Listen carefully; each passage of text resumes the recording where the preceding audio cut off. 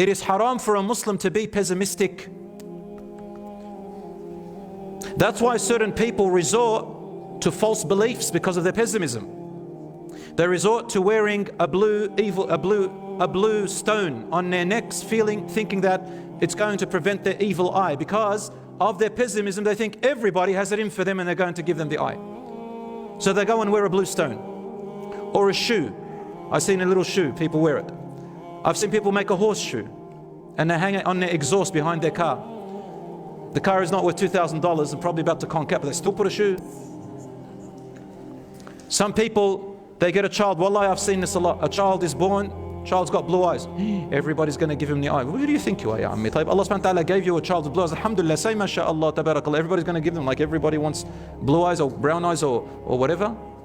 And what I'm trying to say is something goes good, I better keep it a secret because everybody's going to give me a blue eye. It's good to keep things a secret, not showing it off. But this pessimism, some people go to fortune tellers, some people go to tarot readers, some people believe in astrology and they take a star and they call this star by the month that they were born and they say, that's me. Or that's me. They see a star, someone made up this idea that if you're born in January, you're a this, or you're a, what's it called? It's Scorpion and Virgin, huh? What? Anyway, the horoscope stuff. Star signs. Suddenly they make a decision what they are. That's me. I'm Virgo. I'm Leo. I don't know what. And they put it on their, some people put it on their social media status. Star sign, Virgo. Okay, brothers and sisters, all this. Some people, we talked about myths and superstitions the other day. This is the result of pessimism.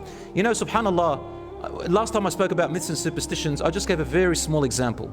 I said there are some myths that they taught us when we were young, even myself, that, if you're praying on a prayer mat and our grandmother and mothers and all that and fathers and even sheikhs, they used to tell me that I've got to fold even the tip of the prayer mat.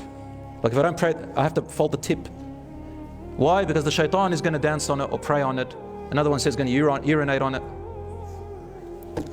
My God, look at all this carpet we're praying on here in the masjid. Must be shaitans everywhere.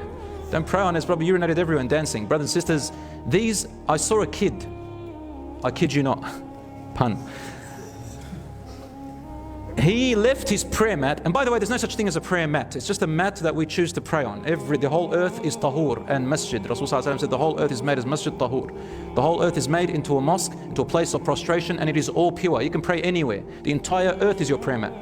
But some people like to have a prayer mat, and I understand that maybe for cleanliness or to put it, I've got a prayer mat myself, we call it a prayer mat, nothing wrong with it. For cleanliness, to pray on it because you feel a little bit more spiritual, not spiritual, but cleaner to pray on it, it's fine. And if you want to fold your prayer mat, put it away to keep it nice and clean, that's good.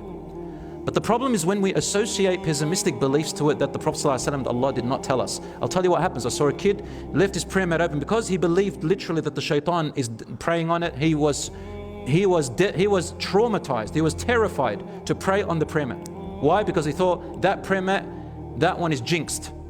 That one's got a shaitan on it. No, I will never pray on that prayer mat. And it was a red prayer mat, he even hated all the color red. This is called pessimism. Do you understand what happens when we have superstitious beliefs, the result of pessimism?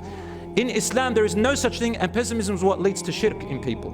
Going and reading your star sign or going to somebody tell you your fortune or your future, 40 days of your prayer will not be accepted if you do not believe in them, just going to them. Believing them makes a disbelief in Allah.